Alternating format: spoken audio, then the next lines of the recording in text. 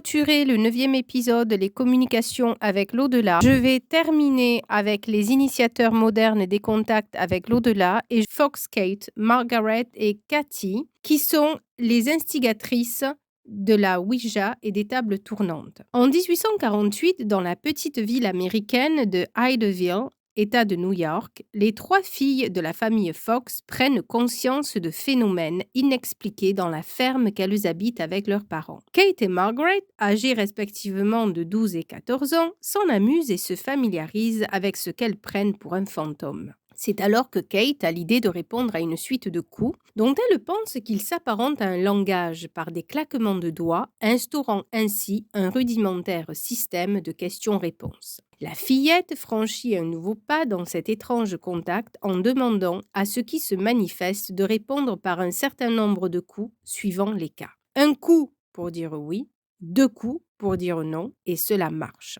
Une forme de communication intelligente qui plus est intelligible entre les vivants et les esprits vient de voir le jour. Rapidement, l'ensemble de la famille Fox est converti à ce langage de coups qui a tous les aspects d'un véritable dialogue avec un interlocuteur invisible. Avec l'accord de ce dernier, les séances familiales se multiplient, intéressent et fascinent bientôt au-delà du seul cadre familial jusqu'à être prisé par les notables de la région. Dès lors, les échanges avec l'intelligence invisible censée être contactée se multiplient, permettant d'affiner autant les questions que les réponses.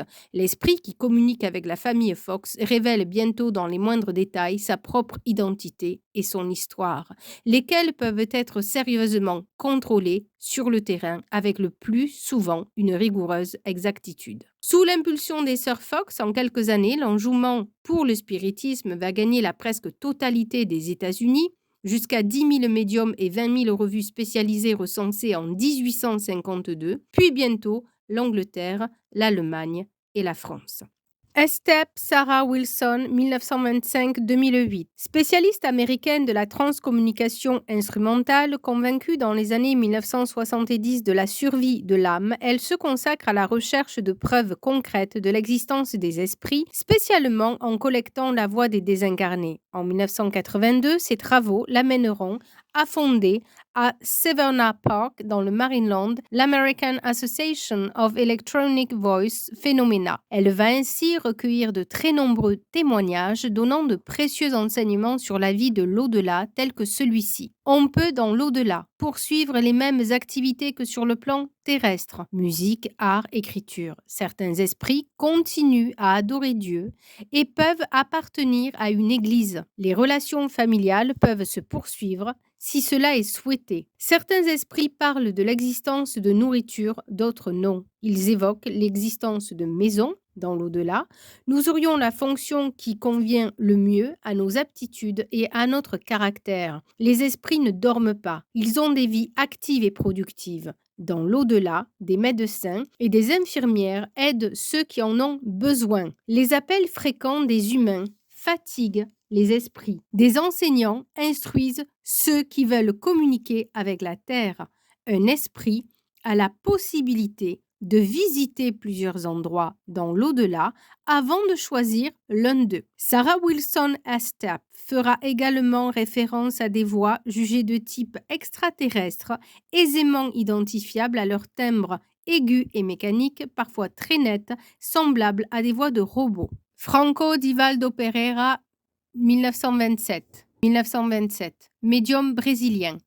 Célèbre sous le nom de Divaldo Franco, devenu auteur d'une trentaine d'ouvrages sur le spiritisme et conférencier international dans la lignée des théories sur les esprits révélées par Allan Kardec, il fonde le centre Spirit, Chemin de la Rédemption en 1945, dédié à l'aide aux enfants pauvres et abandonnés. Auréolé d'une grande renommée au-delà des frontières de son propre pays, il représentera le Brésil auprès des Nations Unies en 2000 lors de la réunion mondiale des dirigeants religieux pour la paix.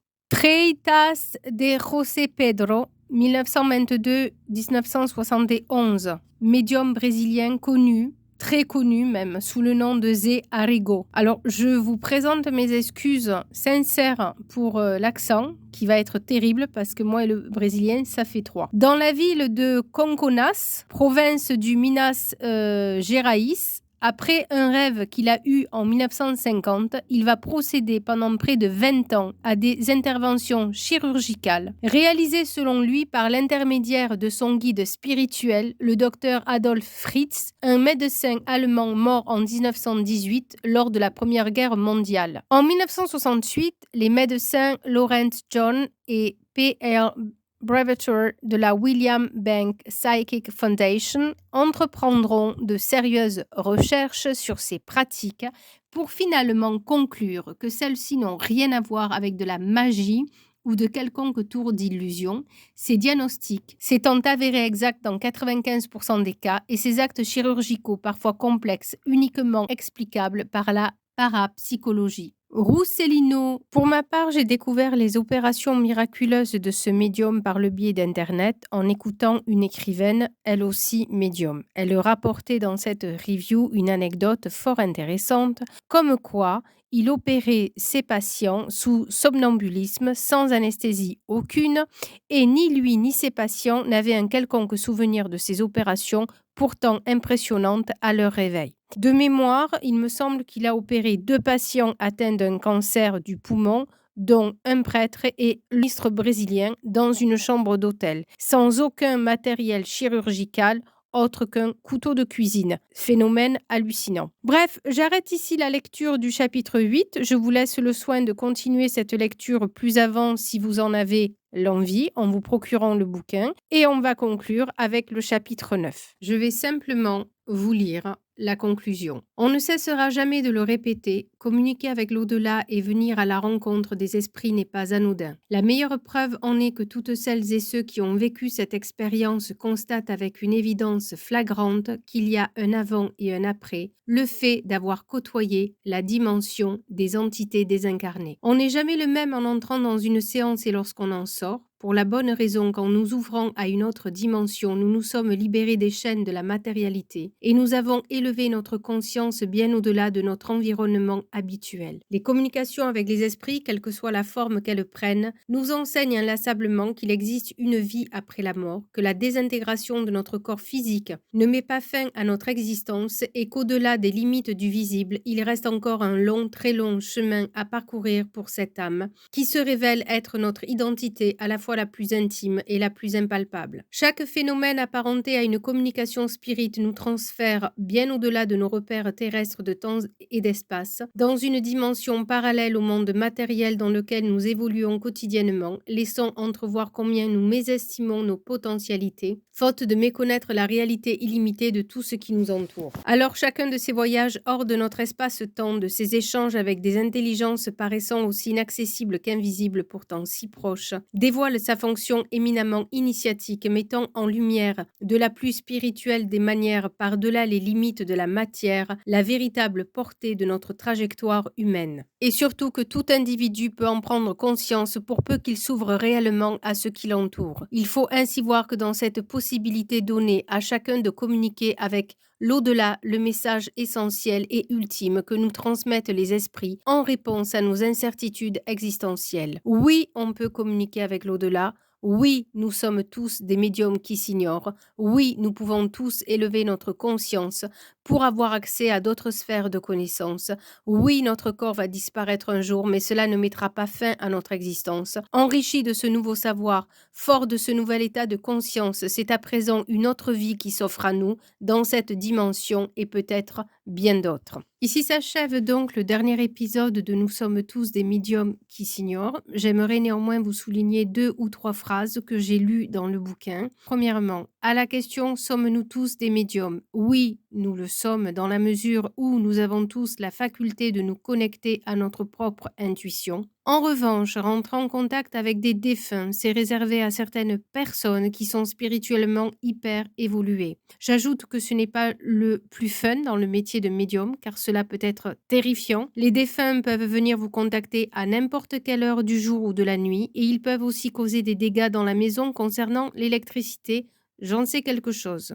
Donc il faut être très prudent. Ensuite, dans le dernier chapitre, je vous ai lu la phrase d'un défunt, me semble-t-il, du moins c'est écrit dans le livre, qu'il se plaigne d'être appelé et dérangé pour un oui ou pour un non. Je ne me permettrai pas de généraliser pour autant, car certains sont très contents de pouvoir communiquer avec des médiums, mais toujours d'après ma propre expérience, leur motivation première est presque toujours pour nous prévenir d'un danger. C'est par inquiétude et pour nous protéger qu'ils cherchent à rentrer en contact avec nous. Alors quand j'entends sur les chaînes, à la radio, certaines médiums spirites cracher avec mépris sur les défunts lambda en gloussant « Mais ce qu'ils ont à dire ne m'intéresse pas, moi je ne parle qu'à Napoléon ou Jeanne d'Arc ou Ramsès », j'en ai des hauts le cœur. Et surtout, c'est quasiment impossible, même Bernard Baudouin le souligne dans le livre, et il n'est pas le seul à le dire, que ces entités-là, comme Louis XIV aussi, que j'ai oublié de citer, évoluent très certainement dans des sphères tellement hautes que plus personne ne peut rentrer en contact avec eux. Par contre, il est très probable que des esprits moqueurs, farceurs, se soient fait passer pour tels pour se moquer gentiment de l'ego surdimensionné de certains médiums. Que voulez-vous, nous ne mangeons pas les mêmes rillettes. Et après, on viendra me parler d'humilité, ce n'est qu'un doux euphémisme. J'espère que ces vidéos vous apporteront lumière et réconfort et vous rassureront quant à la perte de vos proches, car rappelez-vous que nous allons connaître un grand nombre de décès inhabituels de par le monde. Cela a même déjà commencé depuis 2019, donc toutes ces vidéos sont là pour éteindre vos angoisses, apporter de la lumière et de l'amour sur les ombres et les questionnements. Cela fait partie des missions du guide spirituel. Je vous remercie pour votre présence, je vous remercie pour votre écoute et je vous demande d'envoyer beaucoup, beaucoup, beaucoup d'amour pour la planète, les animaux et les enfants. Ils en ont vraiment besoin.